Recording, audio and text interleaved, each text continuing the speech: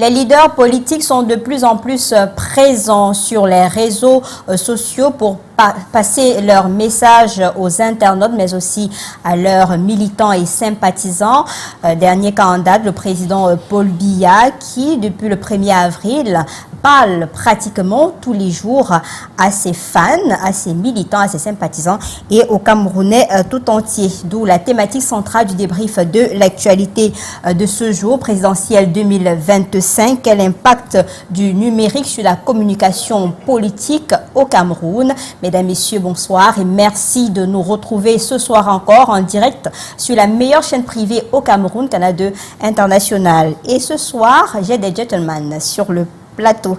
Je commence par un qui vient de célébrer son anniversaire il y a quelques jours seulement, également membre d'un nouveau parti politique, le président national de l'Alliance républicaine, président jeune, il faut le préciser, Cissé Bamanga. Bonsoir. Bonsoir Lille, merci de m'avoir convié une fois de plus chez moi, Canal 2.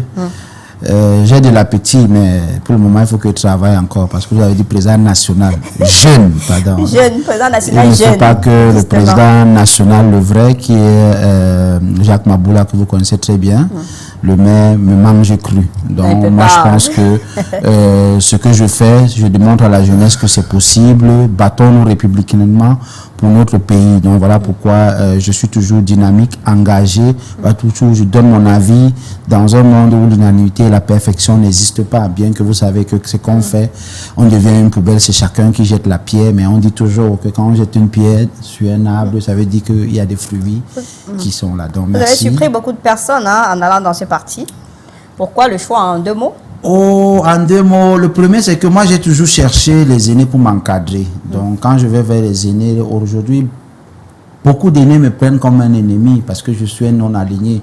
Donc du coup, moi j'ai un seul objectif. Mon objectif a toujours été de chercher à être au moins conseiller municipal lors des prochaines législatives et municipales.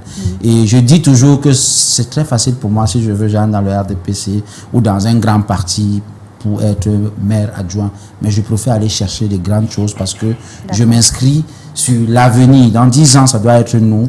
Dans 15 ans, ça doit être nous. Et après, on va léguer cet héritage-là. Donc, voilà pourquoi je dis merci au président Maboula qui m'a fait confiance, qui a compris que j'ai besoin, qui m'encadre, j'ai besoin, parce qu'il a gagné le RDPC, à Yabassi, il faut le dire.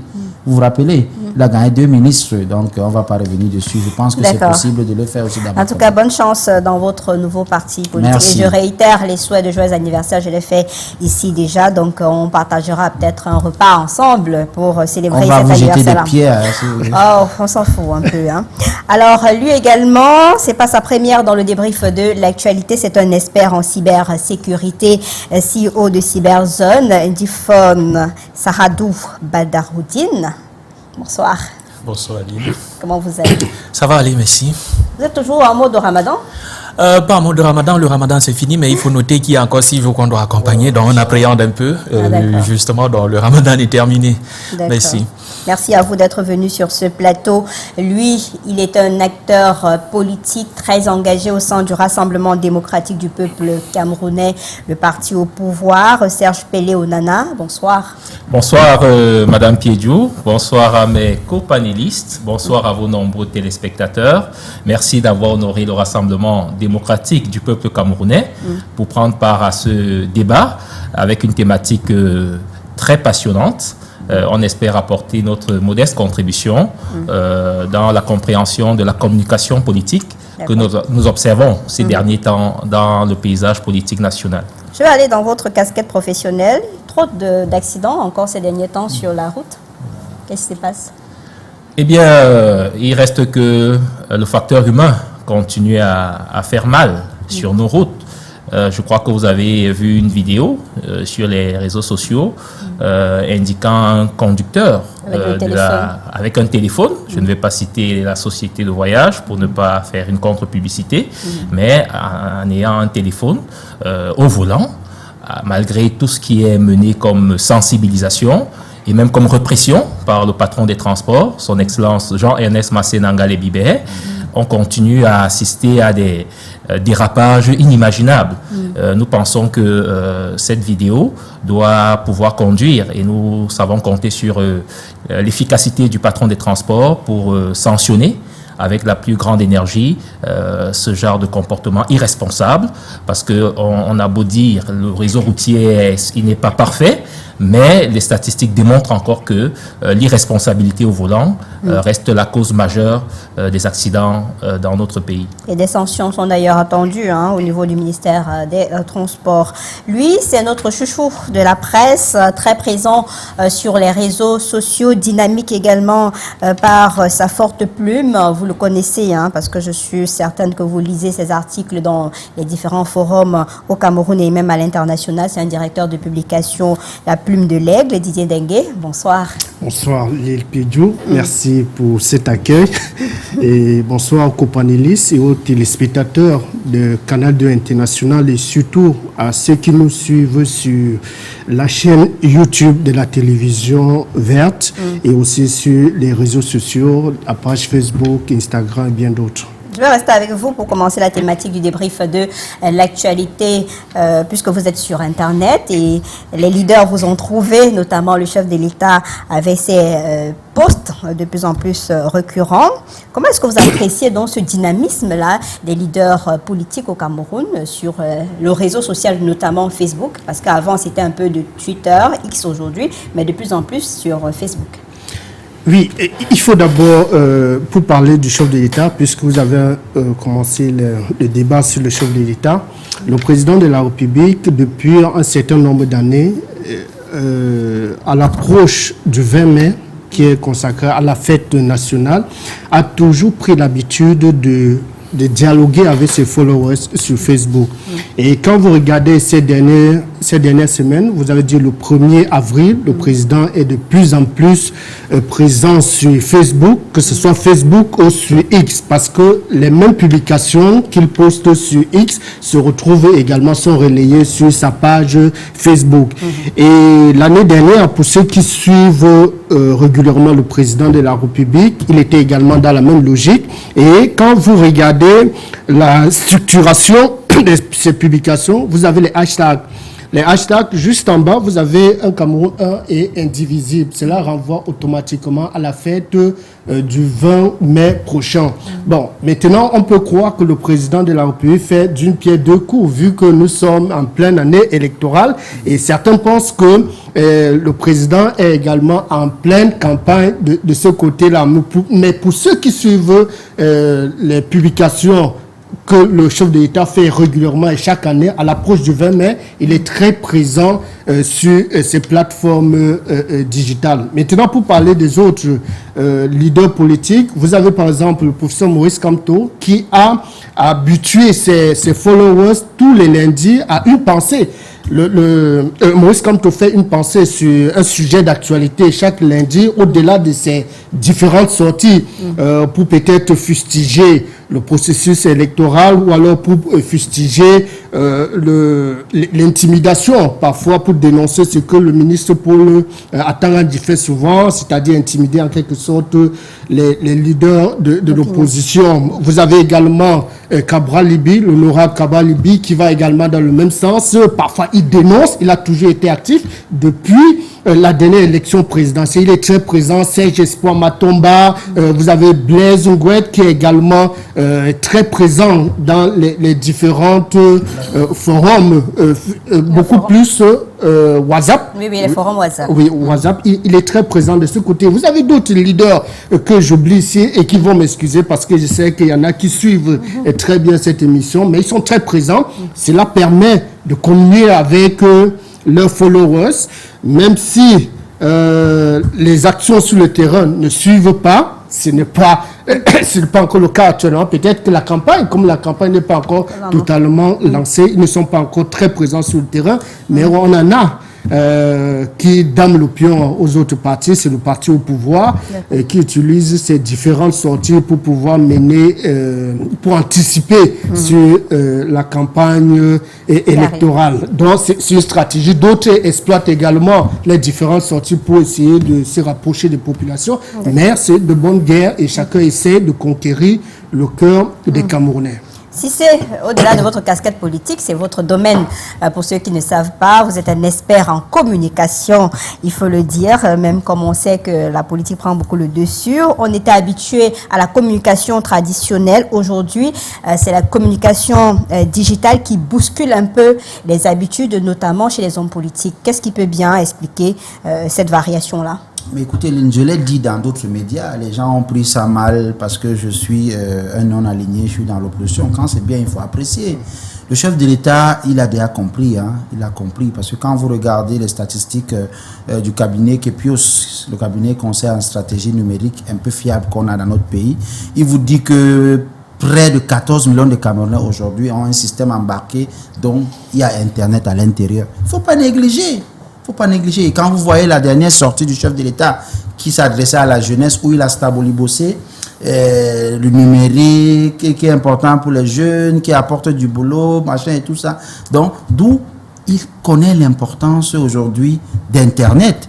Regardez dans le monde entier aujourd'hui, qu'est-ce qui bouleverse le monde entier?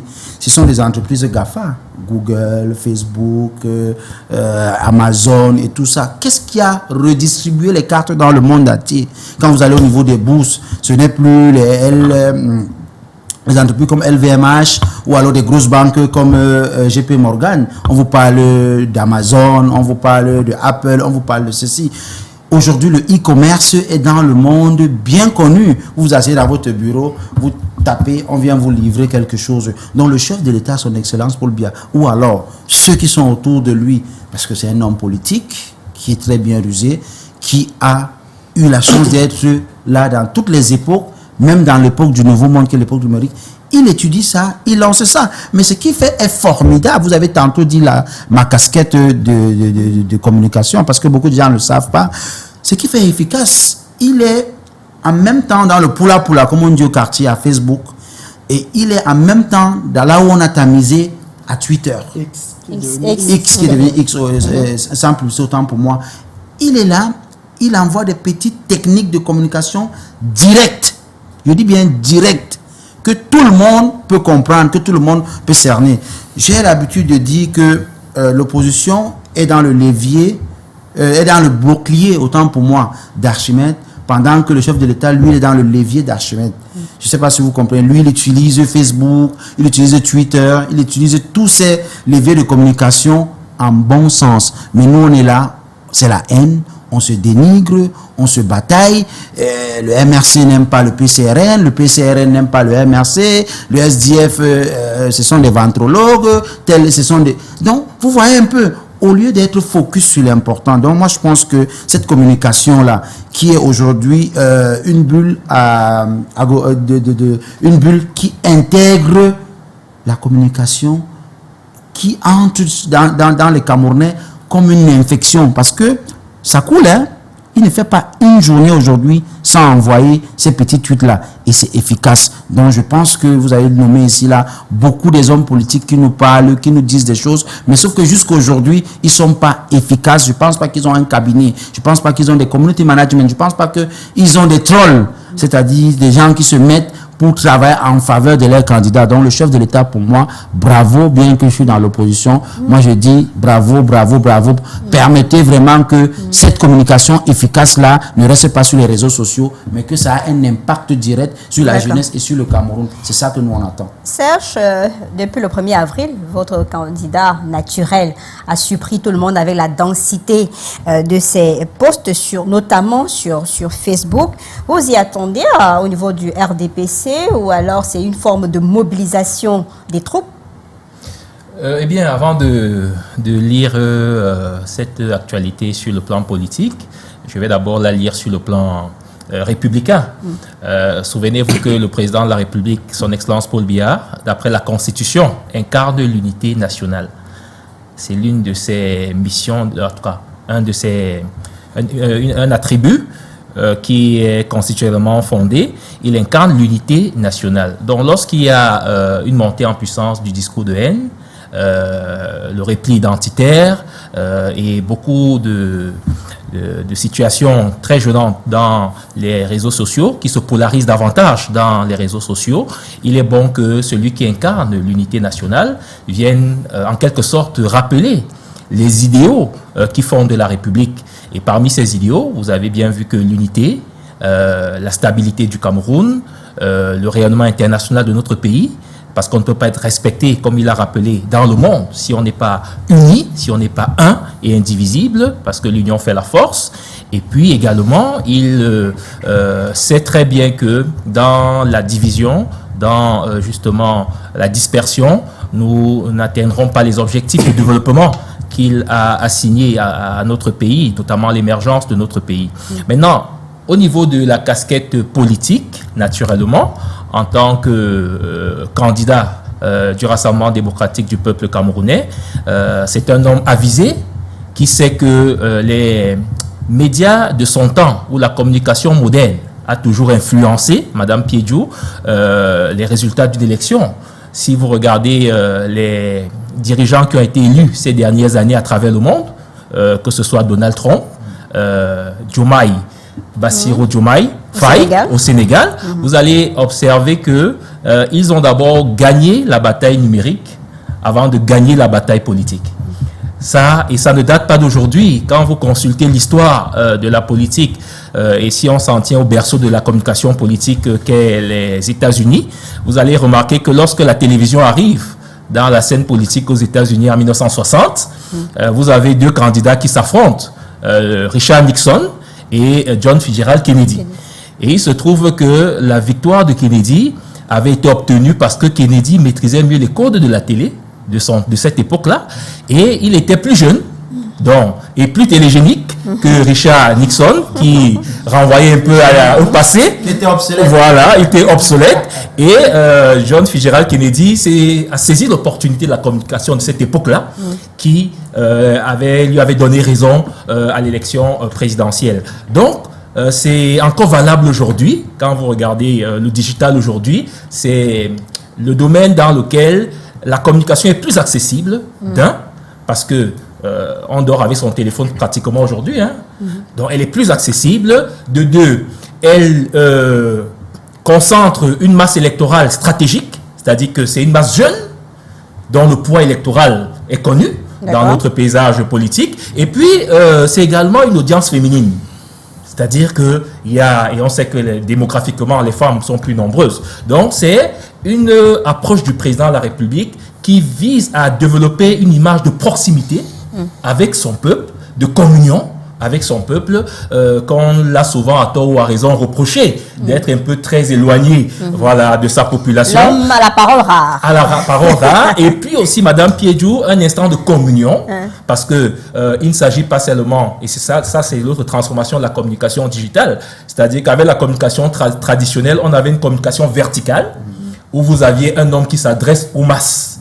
Mais aujourd'hui, avec la communication digitale, c'est une communication horizontale, où l'électeur a besoin de se familiariser avec celui qui prétend le diriger, prendre son destin en main. Et donc, il faut une interactivité, une interaction, et je pense qu'à ce niveau-là, le président recueille aussi les avis de ses concitoyens pour mieux cerner leurs difficultés en live et y apporter des réponses supplémentaires. Avant d'entrer en profondeur, Madame Odile, vous êtes l'expert. Comment est-ce que vous visualisez ce qui se passe sur les réseaux sociaux aujourd'hui avec les leaders d'opinion, les leaders de partis politiques et notamment le chef de l'État aussi qui est de plus en plus présent sur Facebook notamment? Alors, je pense que pour pouvoir comprendre cette réalité, il est tout à fait convenable de remonter l'histoire justement du numérique, l'histoire justement de l'Internet en particulier. Internet naît dans les années 1960 ou quelque chose du genre, mais c'était encore ARPANET, ce n'était pas Internet. Internet au sens propre naît dans les années, autour des années 70 ou quelque chose du genre. mais n'avait pas encore ce visage que nous avons aujourd'hui. Il a fallu l'intervention d'un grand cerveau qu'on appelle Tim Berners-Lee, qui est un puissant chercheur au sein européen, qui amène ce qu'on appelle le web. Le web, justement, qui arrive avec un certain nombre de possibilités. Et justement, ces possibilités sont des choses qui vont permettre de transformer Internet en un lieu de vie. Ce qu'il faut noter, c'est qu'à la base, l'homme est émerveillé par ces possibilités nouvelles. Il y a de nouvelles façons d'apprendre, il y a des nouvelles façons de marchander, il y a des nouvelles façons de faire du business. Monsieur l'a rappelé tout à l'heure, il faut noter que les entreprises, je pense, les 6 entreprises les plus puissantes qui soient actuellement sont des entreprises qui tirent leurs sources d'Internet. Ça, il faut le rappeler. Donc, il faut attendre les années 2000 ou quelque chose du genre pour qu'on essaye de voir comment les relations interpersonnelles sont impactées et lourdement transformées par justement cet outil-là. Paul Biya, pour ce qui est de lui, est un ancien, un très grand ancien.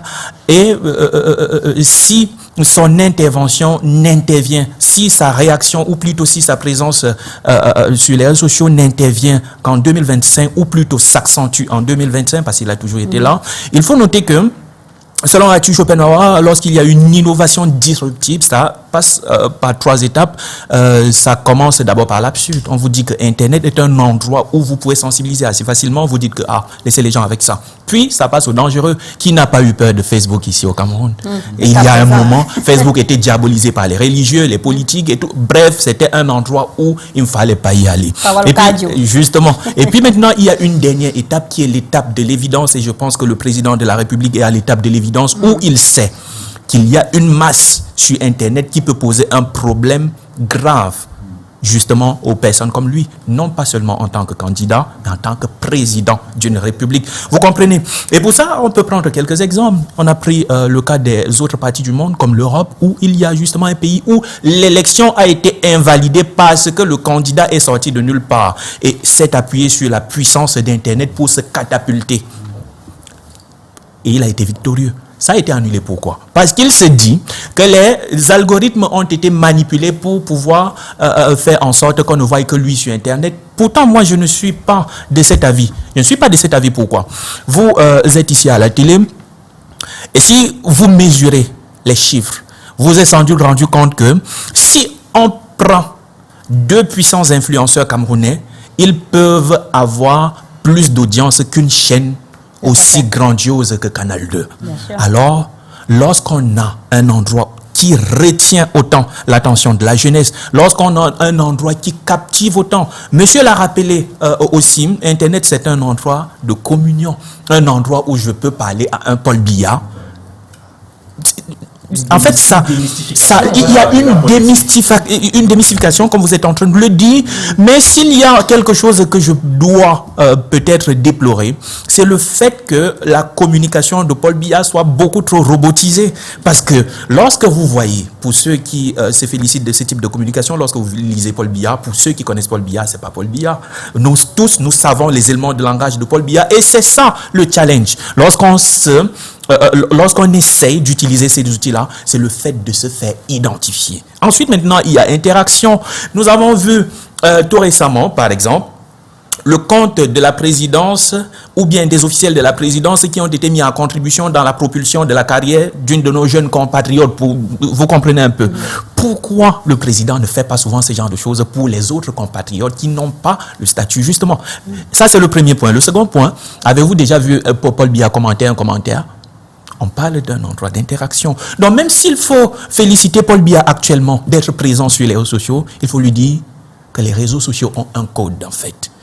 Voyez-vous, s'il y a aussi quelque chose qui est ramené sur la table par Internet, c'est justement cette espèce d'égalité. Je le dis toujours, on parle d'égalité de chance, on parle d'égalité entre les hommes et les femmes. S'il y a un outil sur Terre, et même dans l'histoire de la civilisation humaine qui est venue mettre au même pied d'égalité tout le monde, riche ou pauvre, blanc ou noir ou n'importe qui, c'est bien Internet.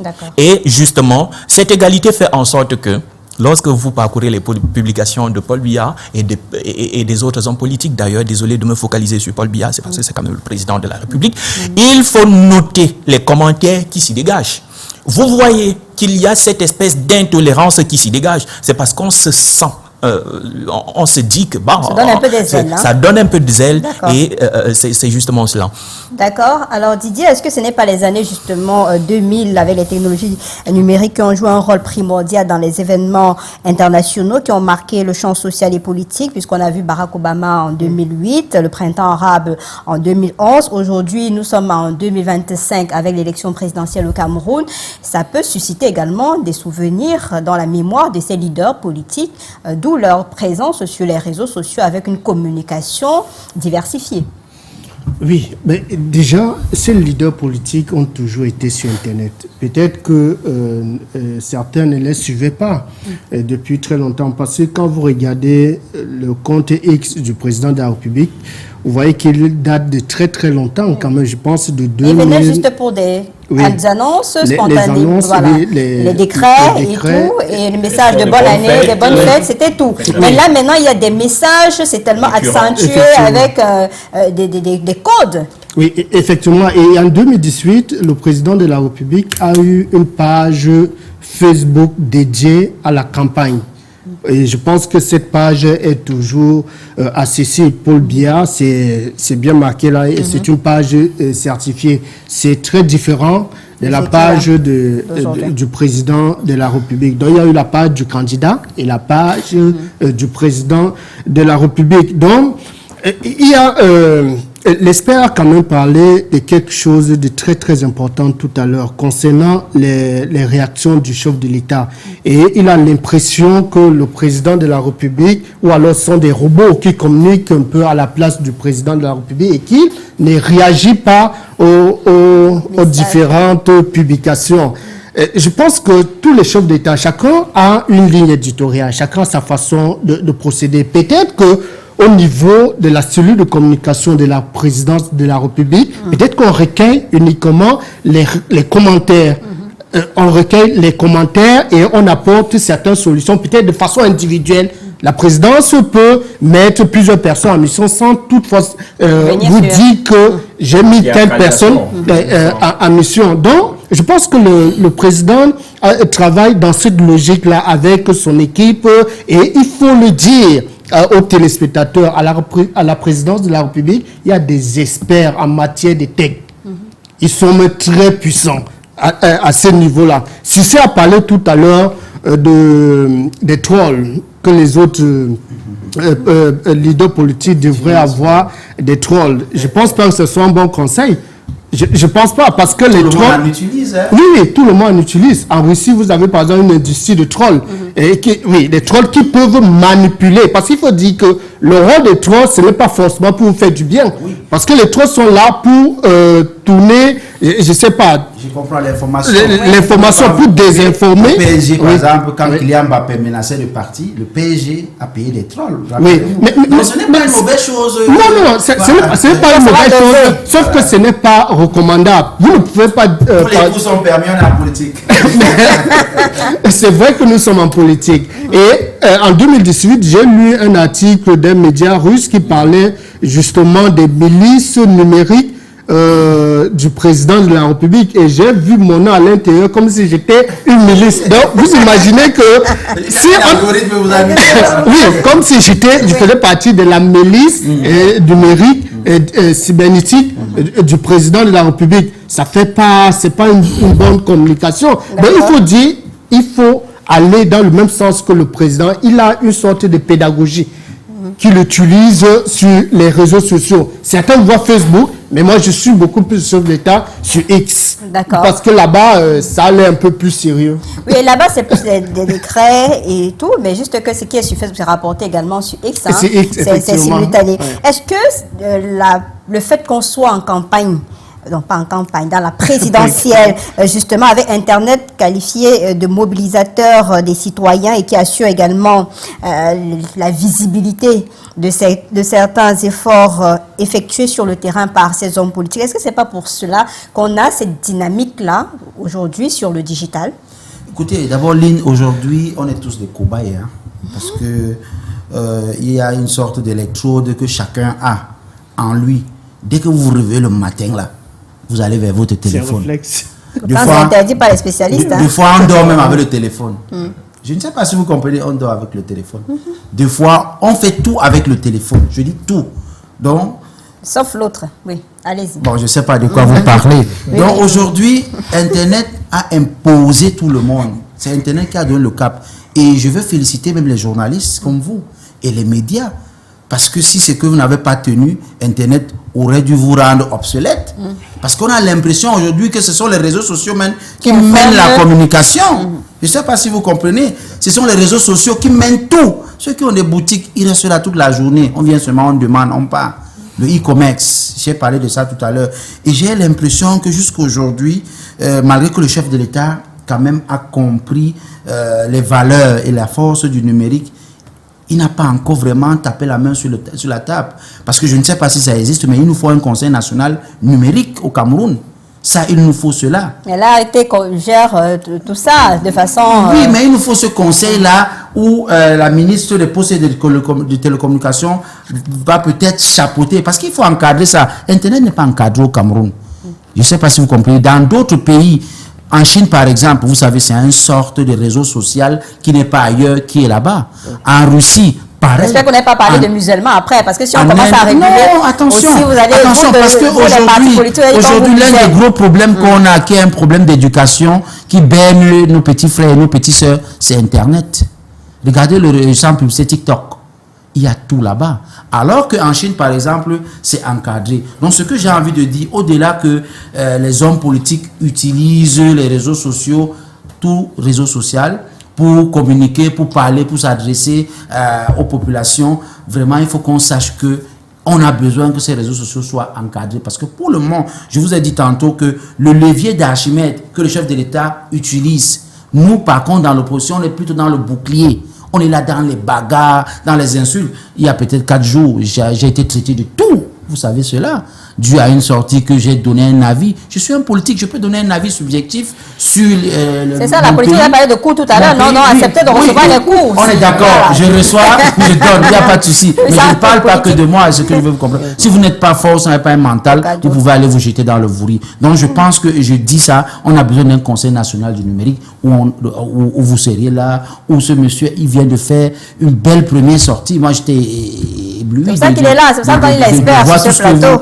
Vous avez mis en place. Et il y a beaucoup de personnes qui ont besoin d'être encadrées. Mais hélas, on n'est pas encadré. Mais il faut aussi qu'on parle de la qualité d'Internet et de la qualité du web dans notre pays. Parce qu'il y a beaucoup d'entreprises qui investissent mais qui n'arrivent pas à travailler. Tout simplement, non, c'est dans le débat. Tout simplement parce qu'on n'a pas une bonne qualité. Tout simplement parce qu'on n'a pas l'électricité. Je pense quand même que on aura une très belle élection qui va être digitale, numérique, qui va booster les choses. Et je le dis et je le répète, au-delà que ça soit quelque chose qui est dans le digital, dans le virtuel, on aimerait que le président Paul Biya, le président Maurice Kamto, le président Cabral Libi, le président du MPSC, Abaka Siddiq aussi, qui est dans le... Ils sont nombreux, on aimerait que tout ça, vraiment, ça impacte vraiment, réellement, que ça ne s'arrête pas sur les réseaux sociaux. Et vous allez parler de tout à l'heure, de l'algorithme et tout ça. Ça peut être l'IA, mais je pense que le chef de l'État, il a quand même mentionné le numérique et la jeunesse dans son discours. Et aujourd'hui, il est actif vraiment. Et que Canal 2 est vu à la présidence de la République. On souhaite vraiment que ce numérique-là, que le chef d'État utilise, impacte vraiment la jeunesse. Et je pense que c'est possible. Il y a des messages qui arrivent. Hein. Bonsoir Lille, bonsoir à ton panel. Certes, la jeunesse camerounaise est à plus de 50% numérique, surtout celle qui est citadine. Toutefois, la communication politique dans l'arrière-pays reste et demeure celle qui est traditionnelle. Meeting, porte à porte. Bonne émission à vous. Il s'agit de Oumarou Madi, Université de Garoua. Ne bénéficie pas de cette dynamique digitale des leaders dans l'arrière-pays. Oui, naturellement, c'est une très bonne préoccupation et je pense que c'est pourquoi le gouvernement travaille à renforcer l'offre énergétique, parce que pour qu'il y ait de connexion Internet, il faut d'abord de l'énergie. Et nous savons qu'il y a une couverture énergétique à renforcer au niveau de l'arrière-pays. La doléance est passée. Je crois qu'elle peut être également soumise au président de la République, qui est de plus en plus présent sur la toile. Et je voudrais dire, Madame Piediou et mon voisin de gauche, Cissé, a dit quelque chose de très pertinent. Aujourd'hui, le digital a tout emporté. Voilà pourquoi le président de la République, en tant qu'homme politique, dans ce couloir-là, estime qu'aujourd'hui, il ne peut pas s'en défaire. Surtout que, comme l'a rappelé le directeur de publication tout à l'heure, c'est une stratégie qu'il a adoptée depuis des années. Vous savez que c'est le renouveau qui apporte la télévision au Cameroun. Aïdio nous a légué la radio. Oui, en 1985. On vient de célébrer les 40 ans de l'avènement. On vient de célébrer les 40 ans de l'avènement de la télévision au Cameroun, mais on n'a pas mis derrière que c'était le renouveau. Vraiment. Mais le renouveau, c'est 82. Madame Piediou. Le renouveau. Non. Le renouveau. Les choses sur votre parti là. Non, le renouveau, je ne parle pas du RDPC. Je parle du président de la République. Faut bien Le préciser les renouveau, choses. c'est 1982. Précisez bien. Le RDPC, c'est 1985. Voilà. Vous voyez, Précisez à la bien. même période où la télévision, n'est-ce pas, arrive au Cameroun. Et c'est le directeur général de la CRTV, pour le citer, qui l'a rappelé que le premier grand projet qu'apporte le président Paul Biya, c'est la télévision. Et vous savez qu'aujourd'hui, il est possible de regarder la télé dans votre téléphone. C'est-à-dire la télévision est digitalisée aujourd'hui. Sur l'écran de votre voiture, vous pouvez regarder le débrief de l'actu, désormais qui est disponible sur YouTube. Bien sûr, l'application de Play, même Exactement. au Kazakhstan, vous regardez Canal 2. il y a Très pas de bien. souci. Donc, vous voyez très bien que, et même la radio est digitalisée aujourd'hui. La presse écrite est digitalisée. Nous, on a une presse politique, l'Action, qui est digitalisée. À partir d'un clic, vous pouvez avoir accès aux activités du Rassemblement démocratique du peuple camerounais.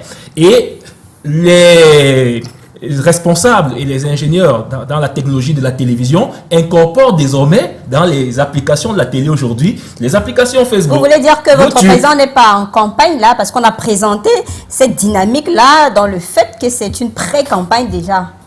C'est ça, chez vous? Il faut rassurer les téléspectateurs, hein, parce qu'on pense que c'est une campagne déjà engagée par le chef de l'État. Maintenant, vous qui êtes le représentant du RDPC sur ce plateau, il faut bien éclairer les téléspectateurs. Mais écoutez, on a suivi des gens organiser des tournées parlementaires, faire la tournée du Septentrion. On a vu M. Cabral Libi, le candidat du PCN, intervenir sur votre chaîne ici il y a peu. Le week-end encore, il était dans une chaîne de télévision. Mais quand le président de la République, d'abord dans sa posture de représentant de l'unité nationale, ça, il faut d'abord intégrer ça. Le côté politique est secondaire. Ce qui importe dans l'étude du président de la République, c'est pourquoi l'interaction avec lui est un peu sensible. Parce que vous voyez qu'en répondant à un message, si la réponse ne va pas dans l'endroit de l'internaute et qu'elle heurte sa sensibilité, vous imaginez ce que ça peut provoquer. Parce que ce n'est pas un internaute ordinaire. C'est le président de la République qui est censé incarner l'unité nationale.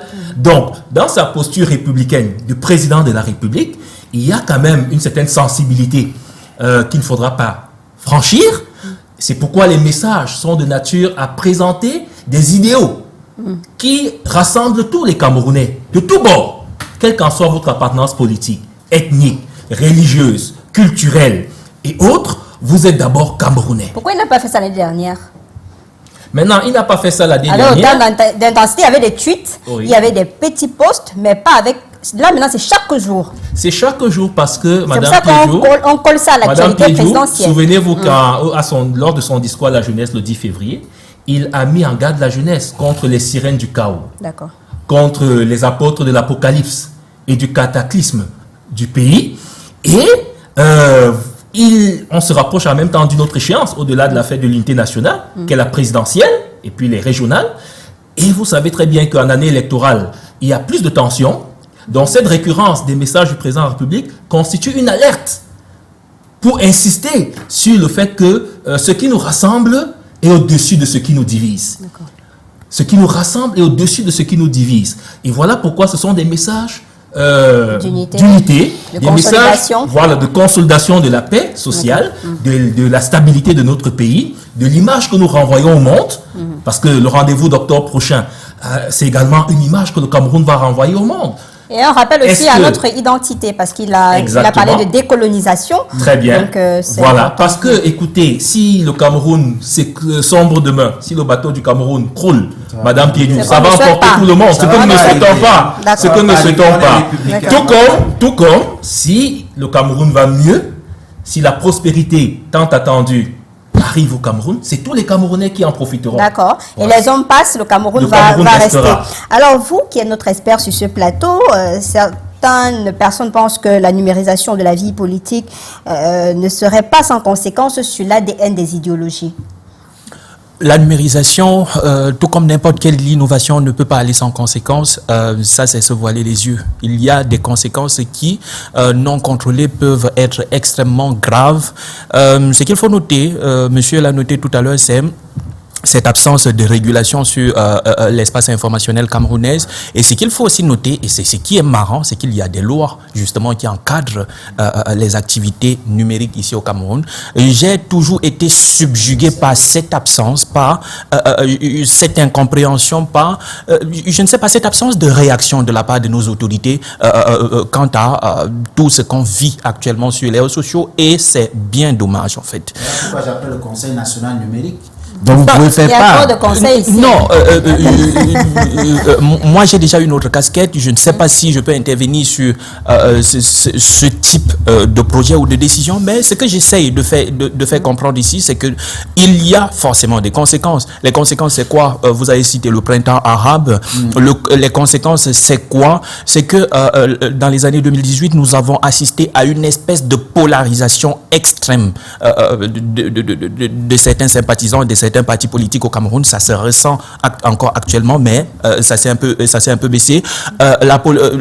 La difficulté, c'est quoi? C'est que on a des jeunes qui, au lieu d'essayer, de penser, de chercher à comment est-ce qu'ils peuvent trouver des solutions à l'ensemble des problèmes existentiels, passent leur temps à commenter les problèmes. Et pour moi, c'est assez bien dommage. Et s'il y a quelque chose sur laquelle il ne faut pas tomber lorsqu'on parle du numérique, c'est justement le fait de penser que le numérique remplace la vie réelle. Le numérique est certes une extension non négligeable de ce que nous faisons. Parce que si on étudie, si on a des centres universitaires, si on a des médias et autres, on peut les avoir dans l'espace numérique, dans l'espace informationnel, mais ça ne remplace pas la vie. Ce que je note ici au Cameroun, pour le déplorer d'ailleurs, c'est que nous avons une bande de jeunes aujourd'hui qui se disent que ma vie c'est strictement numérique, ça se limite au numérique. On va voir des jeunes qui vont passer tout leur temps à militer pour X ou Y candidat, mais qui ne sont même pas en mesure de voter parce qu'ils ne sont pas inscrits sur les listes électorales. Et Je suis d'accord. le numérique aussi vient ou plutôt affaiblir les capacités, nos propres capacités, parce que c'est très facile, comme vous l'avez dit, de prendre mon téléphone et de donner mon avis ou bien d'insulter quelqu'un ou quelque chose du genre. Mais c'est extrêmement difficile de prendre mes deux pieds pour aller retrouver un centre de décamp pour pouvoir m'inscrire. Et donc, le numérique, bien appréhendé, peut représenter une force colossale. Vous venez de le mentionner tout à l'heure. Il ne faut pas qu'on se concentre uniquement sur les grandes villes du Cameroun en négligeant les zones reculées. Et même dans les grandes villes, il ne faut pas, par exemple, moi je travaille dans le contexte numérique, je passe plus de 3/4 de mon temps sans électricité. Ça, c'est le premier point. Le second point maintenant, c'est que quand tu payes les opérateurs de télécommunications pour avoir Internet, généralement, tu ne l'as pas. Et lorsqu'on présente des solutions avec lesquelles on ne peut pas ne pas faire, comme Starlink, on a des décisions politiques qui tombent pour parler de souveraineté. C'était monté, c'est descendu. Vous parlez de quelle souveraineté? Sur Facebook, vous parlez de souveraineté? Facebook, c'est pas camerounais. Lorsqu'on a les systèmes d'information de toutes les entreprises et institutions camerounaises qui sont exposées sur Internet avec des graves vulnérabilités, vous nous parlez de quelle souveraineté? Voilà d'où Renvoyez-nous Internet et laissez-nous aller où on veut aller. Réguler l'espace numérique et on va travailler tout simplement. Pour le moment, à mon humble avis, le numérique a un impact négatif sur la communication politique car son utilisation n'est pas jugulée. Les discours et les messages qui sont diffusés souvent sans vérification de la véracité des faits créent énormément de dégâts qui ne se limitent pas sur les réseaux sociaux mais peuvent engendrer des guerres intestines inimaginables. Il faut véritablement exercer un contrôle sur la toile à l'aube d'octobre 2025. C'est un message message de Joyce Ebele qui nous regarde depuis Yaoundé. Vous êtes de cet avis-là, parce qu'on sait que l'élection au Cameroun, c'est une confrontation d'idées, de visions, et quand on est avec le digital, le numérique aujourd'hui, ça rentre dans le même sillage. Non, ça rentre dans le même sillage. Et le téléspectateur va me permettre de parler un tout petit peu, de commenter ce que l'expert a dit, qui va également dans le même sens que Cissé, parlant de notre souveraineté. Notre souveraineté n'est pas négociable. Ouais. La souveraineté du Cameroun n'est pas négociable. Et il faut utiliser tous les moyens possibles pour garantir cette souveraineté. Ouais. Maintenant, quand vous avez un président de la République qui utilise une plateforme américaine, parce que Facebook est une plateforme américaine, X est une plateforme américaine, alors que au niveau local, vous avez eu des propositions, vous avez eu des jeunes qui ont développé des plateformes numériques, des réseaux sociaux qui n'ont jamais pris de l'ampleur, qui n'ont jamais été utilisés par le président de la République, encore moins par... Est-ce qu'il est au courant? Parce que des choses n'arrivent pas forcément chez lui. Vous l'avez vu la dernière fois où il a dit « moi je n'ai rien reçu ». Donc peut-être ceux qui sont autour de lui doivent peut-être présenter au chef de l'État que... Lil Piedjou, c'est les mêmes qui ont présenté l'utilité de X, ou de Facebook, Instagram, WhatsApp et bien d'autres au chef de l'État. Ce sont les mêmes qui utilisent ces plateformes-là. Donc, ils ont des services, des renseignements qui peuvent remonter l'information. Tout récemment, vous avez eu des jeunes, c'était l'année dernière, qui ont lancé une plateforme Free Africa. Et ici, là même à Douala, vous ne pouvez pas me dire que le président de la République, qui est l'un des plus renseignés au monde, n'a pas eu cette information. Non, je déplore le fait que nous soyons là à nous intriguer tout le temps sur les plateformes d'ailleurs et parler en même temps de souveraineté et barrer la voie à une solution Internet qui actuellement est la meilleure au monde. Celle évoquée par notre expert du jour. Il y a une réunion à Yaoundé avec, ça sera un autre débat, on fera ce débat, avec l'arrêté, le ministère des Postes et Télécommunications, Orange, MTN, Camtel, pour voir comment gérer l'accessibilité à Internet, parce que tout le monde se plaint. Sauf que... même le chef de l'État qui fait le poste là... Sauf que cette doléance a été émise, depuis très longtemps. C'est la dernière réunion encore, hein? Oui, ça fait pas une semaine. Réunion, parmi tant de réunions. Donc, je pense qu'il est grand temps. Il y en a ici qui connaissent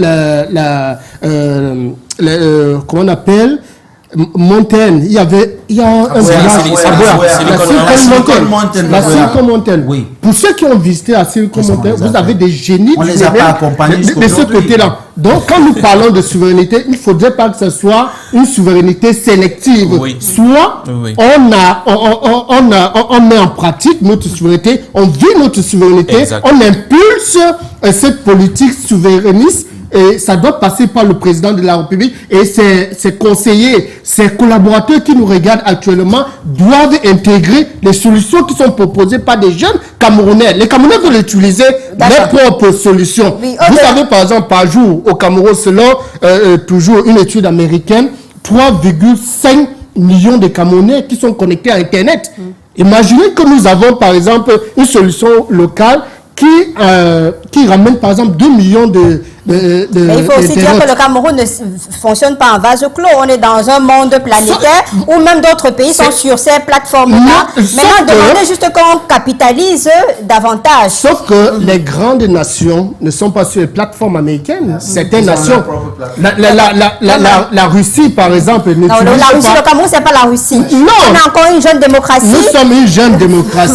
Mais nous ne devons pas laisser notre pays ouvert aux déchets du monde sous prétexte que la mondialisation va nous... On reviendra sur ce débat-là. Je ne sais pas si je peux un peu rebondir. Une seconde, vraiment. Honnêtement, il ne suffit pas de dire qu'il faut chasser les entreprises internationales, ne plus utiliser des solutions. Mais qu'est-ce que je dis? Pourquoi vous utilisez les plateformes, des solutions, des cabinets, des entreprises qui viennent d'ailleurs? Les entreprises qui gagnent les marchés, là, ce sont quelles entreprises? Et lorsque on arrive dans le cas où quelqu'un nous propose au moins Internet, moindre coût, Ça, c'est un autre débat. On fera le débat sur l'accessibilité, les opportunités et tout ce qu'il y a à faire. Justement. Le problème qui est là, c'est de gérer d'abord cet accès à Internet parce que même pour travailler actuellement, c'est difficile. Vous lancez un téléchargement d'à peine 3 secondes, ça vous met 1 heure de temps, donc c'est compliqué. Même le tweet du président avant d'arriver là, ça prend au moins 30 minutes avant de se mettre sur la page. Donc, il faut bien qu'on travaille, qu'on appelle tous ces opérateurs de téléphonie mobile, l'ART, le ministère de la Communication, le ministère des Postes et Télécommunications, de faire leur travail pour qu'on ait l'accès à Internet. Ce sera notre débat. Qu'est-ce qu'on fait donc pour capitaliser finalement, parce que c'est l'année électorale 2025, on est tous sur le digital. On a vu ce qui s'est passé au Sénégal avec Diomaye Faye, avec une victoire écrasante. Tout s'est passé dans la paix et la sérénité. Comment faire en sorte que cette poussée digitale-là puisse nous apporter plutôt des choses positives? Déjà, je pense qu'il a dit tout. Il faut être souverain. Et Internet, aujourd'hui, celui qui a la clé de l'Internet, c'est Yaoundé. Voyez-vous, quand il y a un petit dysfonctionnement dans le nozo ou chez moi dans le septentrion, on réduit la qualité d'Internet parce qu'on ne veut pas qu'on partage les informations. Suivez mon regard. La deuxième chose, effectivement, il y a des talents. Il y a des Camerounais qui sont extrêmement fous des codes, du web, de tout ce que on peut parler, ou on peut mettre à l'intérieur d'Internet. Effectivement, Google, Apple, Facebook, Amazon, Microsoft, qu'on appelle GAFA, entre parenthèses M, n'appartient pas à l'Afrique. Aujourd'hui, même l'Europe, ils sont en train de discuter, de penser comment faire de sortir de cette dépendance-là. Parce qu'aujourd'hui, on a un président entre guillemets foufou.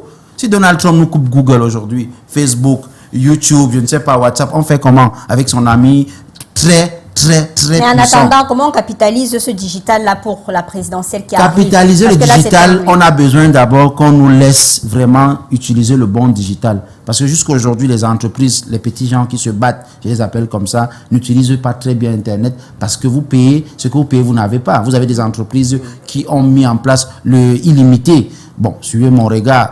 Jusqu'à maintenant, ça ne prend pas. Vous payez 40 000, 30 000. On a presque toutes les box. Moi qui vous parle, j'ai au moins 4 box. Ça te regarde comme ça à la maison, rien. Ça ne marche On pas. te dit connexion, mais sans Internet. Maintenant, pour parler de l'inter-réaction du chef de l'État, le chef de l'État, j'ai envie de demander à Lille, qui est une brillante journaliste, qui est à Canal 2, qui est dans un média sérieux. La dernière fois que le chef de l'État a reçu les médias, les journalistes, c'était quand? Le chef de l'État, lui, ne communique pas. Il ne parle pas. C'est lui qui a le cap. Donc, ne vous attendez pas. Il n'a pas reçu des journalistes. Peut-être qu'il va venir à l'émission de Canal 2 pour les présidentielles. J'espère. Quand il va annoncer sa candidature, pour le moment, il n'est pas encore. J'espère. Donc, ne vous attendez pas Attendez. il vient aujourd'hui pour dire qu'il va interréagir avec nous. Moi, je pense que tout ça, c'est de la poudre de pimpin, malheureusement. On va le dire. Tout ce que je souhaite. aussi de l'opposition ne reprend pas. Viennent faire leur truc et partent. Tout ce que je souhaite, je pense que vous avez quand même le président Cabral Libi qui interréagit, qui répond. Vous avez par exemple le président Kamto qui interréagit, qui répond. Vous avez mais ils ne sont pas au pouvoir. Mais je dis que le chef de l'État doit quand même aussi accompagner la jeunesse. Parce qu'au Cameroun, vous avez dit ça, il y a des garçons ici qui développent des applications, qui développent tout. Mais on n'accompagne pas. Il suffit que moi, Bamanga, j'ai une idée géniale avec le monsieur que j'ai en face de moi pour aller proposer par exemple à l'ART ou je ne sais à qui, à la présidence de la République. On va dire que non, ils sont de l'opposition, ils insultent le Cameroun à la télévision. On ne construit pas un pays comme ça. D'accord. Alors, Serge, Internet constitue donc une mine d'informations pour les partis politiques. Cela façonne leur discours selon les tendances qu'on a vues dans d'autres pays. À l'heure des grands rendez-vous, on continue? Naturellement, il faut dire, Madame Piedjou, qu'au-delà de l'opportunité politique qu'offre le numérique aujourd'hui, le numérique, c'est également une vitrine pour renforcer votre capital en termes de destination, en termes de tourisme, en termes d'investissement direct étranger, en termes justement d'attractivité. Mais malheureusement, qu'est-ce qu'on observe? C'est que notre jeunesse, une grande partie, parce qu'il y a une jeunesse responsable, aujourd'hui utilise Internet, cette vitrine mondiale, pour malheureusement peindre leur pays en noir. Et c'est très dangereux. Parce que, comme le rappelle le président, le patriotisme doit être... Mais le patriotisme ne veut pas dire qu'on voit quelque chose qui ne marche pas, on ne dit pas aussi. Hein. Oui, je suis d'accord. Voilà. On doit le dire, mais pas crier sur le poids du monde. C'est important Vous de comprenez? Moi, je me souviens d'une de mes enseignantes de français À l'époque, une Française, justement, qui avait l'habitude de dire Madame Piediou, quand elle devait classer la France, par exemple au niveau économique, elle vous disait que la France est première puissance du monde après l'Allemagne ou après l'Angleterre. Donc, elle positionnait la France en première position. Si la France est 7e, elle vous dit que la France est première après le 6e. Une manière de dire quoi? Que la France est première. Et vous allez voir que cette valorisation de son pays et de son potentiel est également une manière d'attirer les investisseurs. Parce qu'une fois que vous aurez noirci tout le pays, malheureusement, comme le font certains dirigeants politiques, et si vous parvenez à arriver aux affaires demain, comment vous faites pour convaincre les gens de venir chez vous?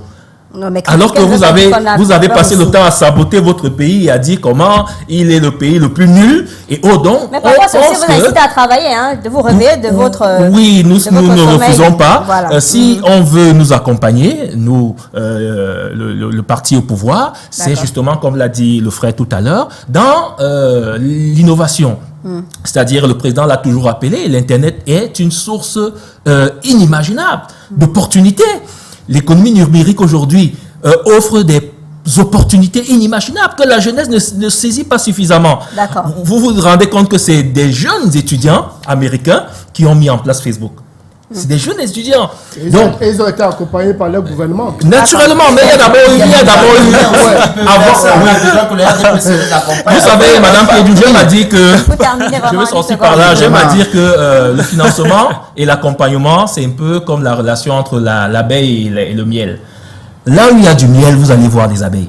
Lorsque vous avez un projet bien monté, qui est sérieux, et qui... Au Cameroun, non, écoutez, on ne va pas se laisser attendre. L'émission a été belle, elle est pédagogique. Ne viens pas là. La Silicon Mountain. Voilà, ne viens pas la Silicon Mountain. Si on accompagnait les jeunes qui innovent au Cameroun, les jeunes de la Silicon Mountain ne seraient pas aujourd'hui dispatchés sur le plan national après la crise post-électorale. On va faire court, on va juste rappeler aux amis de Serge qu'il faut accompagner davantage. Ouais. Il faut accompagner. Voilà, c'est mieux. Davantage. Pour que l'émission reste pédagogique. Voilà. Alors, Nous le ferons davantage. On sort avec vous, l'espère, justement. Qu'est-ce qu'il y a à dire à ces leaders d'opinion qui ont utilisé, qui sont sur le digital pour sortir?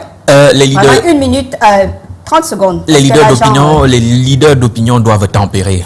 Vous savez, même lorsqu'ils ne le disent pas, les sympathisants d'un parti ressemblent à leur leader, et pour moi, les leaders sont ceux qui doivent driver l'ensemble des comportements de l'ensemble des électeurs sur Internet. Comme vous l'avez mentionné, Internet, c'est un terrain d'opportunité.